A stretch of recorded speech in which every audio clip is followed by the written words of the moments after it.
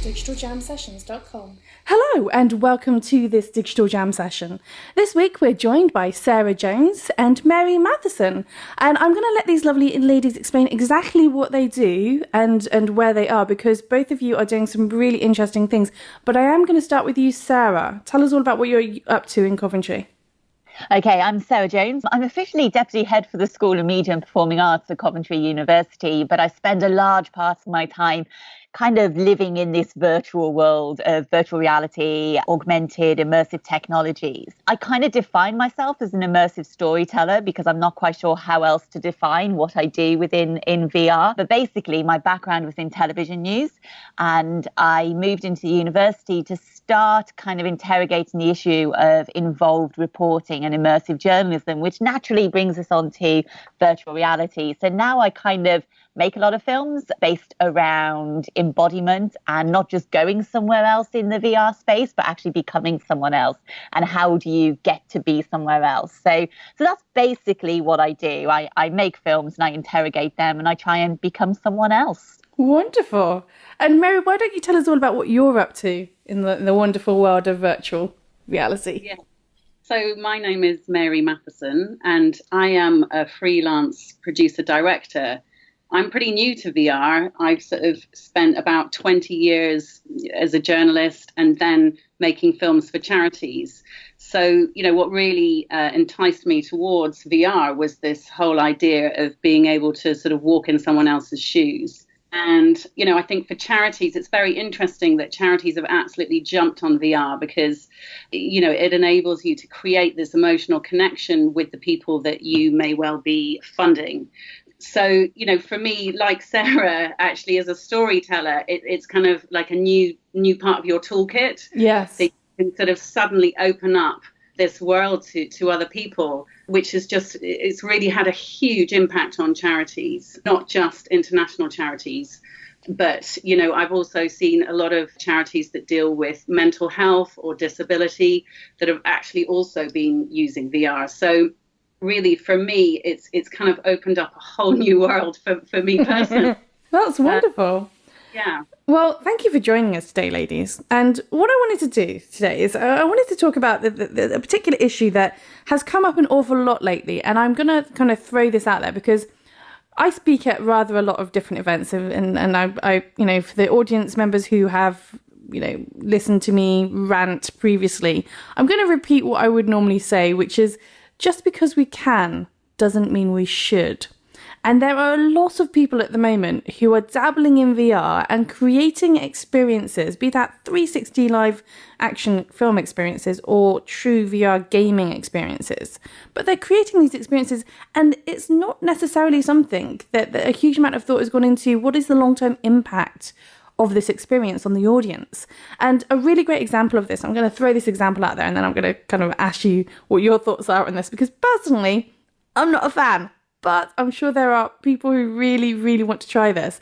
Somebody has created a buried alive experience. And in order to try this experience, because people really love trying to kind of make things more haptic and more, sensory, they actually get you to lie down in a coffin first and then put the headset on and feel that you are trapped and buried alive and you have to escape the, environment, etc. So, just personally not my idea of fun, but I am really aware that there are people who currently are doing studies around the impact of VR experiences and the fact that our brains process these experiences in a different way to when we're observing, for example, television.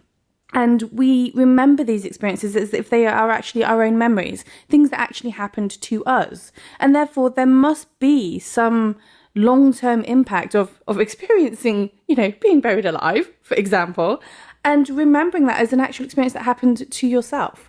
It fundamentally can cause trauma of some sort, be that emotional or mental, that will eventually manifest itself further down the line. But there really hasn't been enough longevity with people being exposed to these experiences to really understand the full scope of that. And I am curious, and I'm going to start with you, Sarah, what your thoughts are on this in terms of, do you think that there is perhaps a little bit too much of a gung-ho approach to the way that we are creating these experiences? I think so. It's really interesting, that example you used. And it all comes into that whole brain hacking idea. And I like to think that I can hack people's brains to create an experience that transforms them. But then you raise those really serious concerns, particularly around those fake memories, which I think does happen. We try and use this technology to take you somewhere else, or to be somewhere else, or be someone else. And how does that actually impact the mind? And there's lots of different pieces of research being done on that. The example you gave really made me start laughing to myself silently. I've been making a film in Hong Kong, and it's a film about the Chungking mansions, which are it's quoted as, being an example of globalization in action. 4,000 different people stay there every night. 120 different nationalities. It's meant to be, or it was, the seedy part of Hong Kong, where there was lots of crime, lots of sex, lots of drugs, all that kind of stuff. So I went there to make a film playing on the Chungking Express film that was made in the 90s. And I filmed it all in 360. And when I watched it back, I watched it and I thought, yeah, it's okay, but it doesn't give me that sense of actually being there, which I use this technology for. And it felt too sterile. It really felt like there wasn't enough of the grit. There wasn't the whole immersion that I needed. So what I'm doing now is making smells, and we're testing it over a series of weeks with groups of people to first of all watch the film as it is, as a VR experience, which is meant to transport you, but then testing it again with the heat sensitivities being thrown in, and then throwing in the smells as well. And the whole idea is to try and really interrogate how many levels of immersion we actually need to create that experience of being somewhere. So when you're talking about being buried alive, I could see so much similar with the work that I'm doing to try and understand, what is it like to be there? What is it like to be someone? And you see it with the work. Mel Slater is an amazing academic that works in Barcelona, who's done a lot of research on becoming someone else and how the body changes depending on whether you're being portrayed as a different ethnicity or a different gender or a different age. To me, that is the power of where the technology is. But you're right, it is also the danger. And it's that worry that things can be used for the wrong reasons. I love the hacktivism approach. I love journalism for activism. But then there is part of me as someone that worked as a journalist for 10 years, that are we just putting out messages that we want an audience to hear and to understand? And if the technology is allowing us to do that, that could actually have really dangerous implications if the technology is in the wrong people's hands and you're brain hacking people to get a certain outcome that you want. And we could look at that in terms of politics and political messages, crime, all kinds of things. So there is a certain degree of caution, a certain degree of anxiety. And the technology is so exciting that you want to be able to see what it can do. But I think we do need to take a step back to make sure that brain hacking isn't being done for the wrong reasons, maybe. Okay.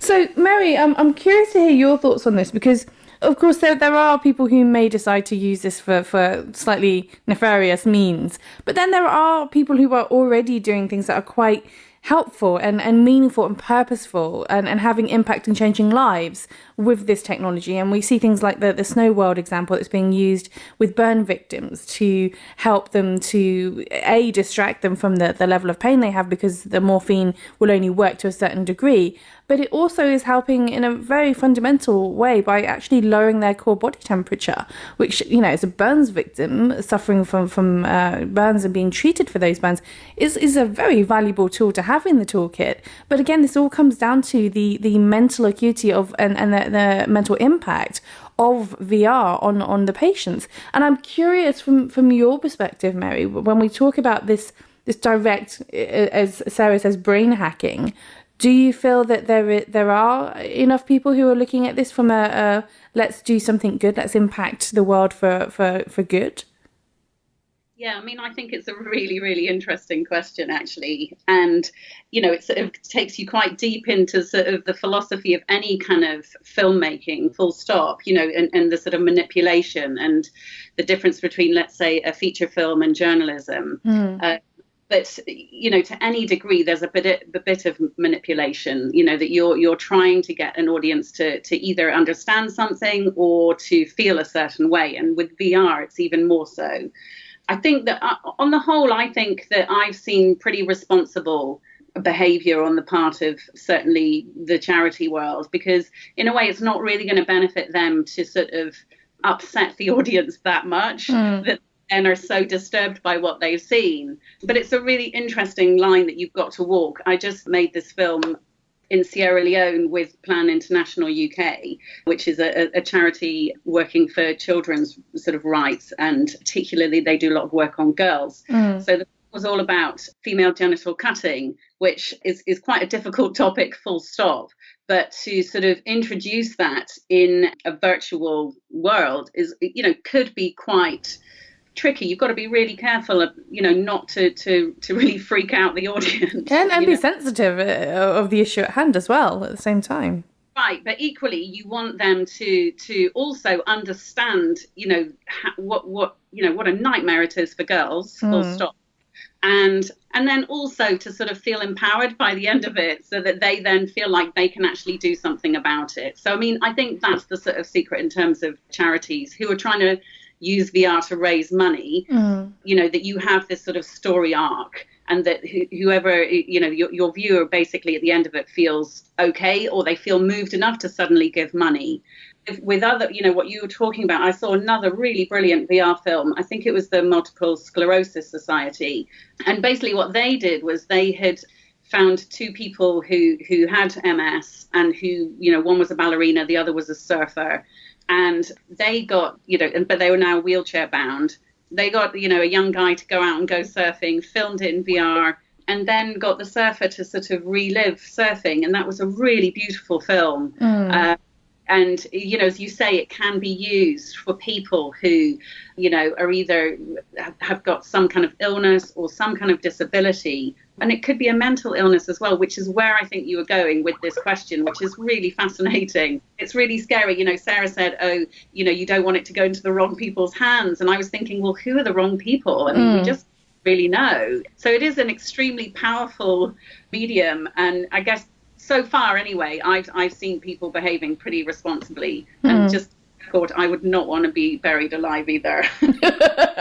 But I am curious, because what you're talking about there is almost the majority of the burden of responsibility being upon us as the creators of this content, to ensure that we're not traumatizing our audience, so to speak. But at the same time, I think there is this interesting argument to say that actually there is the potential to exacerbate or to provoke mental illness, that has that potential for somebody who has the potential for mental illness, to actually provoke it into being a fully fledged illness. And that's quite interesting when we look at, for example, first person shooter games and a lot of violence. And then I know somebody's doing a game where it's what's it called? Halloween, with Jason and the mask and the hacking people up thing. They're creating a VR version of this, and you gain points by the more people you kill, and the more gruesomely you kill the people, you gain more points. Which, for some people, that's maybe not the way you would live your life. But for others who might lose themselves in this fiction, it's kind of almost opening the door to these tendencies that they might have already had, but they would never have acted upon. And it's now allowing them to kind of act out certain fantasies or certain thoughts that they may not have necessarily had an outlet for before through virtual reality. And whether or not that's necessarily a good thing or a bad thing, I think there is still that potential, whether it's a veteran soldier, suffering from PTSD, playing a violent game and feeling even more that they are suffering from those symptoms, whether or not we are perhaps being too gracious to our audience and assuming that they will have responsibility and be cautious when trying out these experiences. But on the other hand, they are, it is the new shiny toy that everybody wants to play with, and people are quite blithely putting a headset on their head and not being overly selective about necessarily what they're experiencing. I'm curious whether you feel that there is perhaps some burden of responsibility on the user as well as the content creator, and I'll throw that one at you, Sarah. I think there is. I think what you're saying is completely right. That these are issues that we've had within gaming and with film, all kinds of areas for so many years, any kind of entertainment where I don't know, you can almost start seeing we've got the comfortability rating, haven't we, on a lot of experiences that you might download, whether there are kind of PG ratings or 15 or an 18 or whatever within virtual experiences. It is always a small number of people that we're kind of talking about. One of my favorite VR games was the baby bashing game by Kite and Lightning. I have no desire to go and baby bash, but it's a great experience. It's a great game. It's a Kite and Lightning game, which is so much fun. It isn't a shoot 'em up game, so maybe that's a good thing. Instead, you're taking selfies as a baby. So much fun, and you're a rock star baby, which is even better. But it does have that ability to transport you to go somewhere else and be somewhere else. And it's very hard to understand how different people are going to react to it. How someone reacts to a film is very different to how somebody else will react to it. So there is a responsibility as a content creator to ensure that experiences are good, and we're not trying to brain hack for the wrong reasons. But also we are, I don't know, it is very much a minority group of people that could be particularly disturbed and have serious impacts. That's not to say it shouldn't be a concern, because clearly it should. But we are seeing it for areas in mental health and in health in general. Sarah Hill, who's great from Story Up Studios, she'd sent some pictures around yesterday of her going for her regular health checkups with a Gear VR headset on. So while she was having her blood pressure done, she was actually on a beach somewhere and relaxing. So you do see it used for the positive sides of health as well. But we do need to, I think more research needs to be done, and a clear guidance on kind of the users' experiences and how those experiences should be delivered to them, I guess. It's interesting that you talk about this certification process, because at the moment, certainly as far as I am aware, there isn't an official VR certification process in as much as, sure, we can apply a film rating, or we could apply a game rating, or we can apply our own opinion of what the rating should be, but there isn't something where we can actually submit this to a board of whoever for review, and they say, you know what, this is actually a 15, or this is an 18, or do you know what, this is really an R rating. There is nobody who's really necessarily saying that, and I'm curious whether or not we feel that perhaps there should be a little bit more in the way of self-regulation as an industry to start kind of trying to at least put some type of certification onto these experiences, so that users have the potential to understand what they're getting themselves into. And I'm curious, Mary, what your thoughts are on that.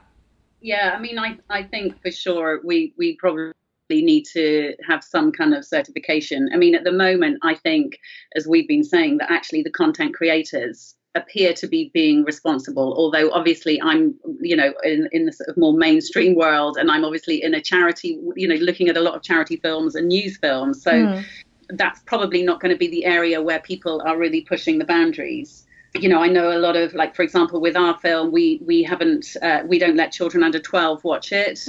And so, there is a lot of self-regulation, as you say. I mean, in terms of the dangers, I think it's hard. And I think that for a lot of people, they will have to self-regulate and know what triggers there might be for them, But in terms of the industry, I think it's probably something that's inevitable. Okay.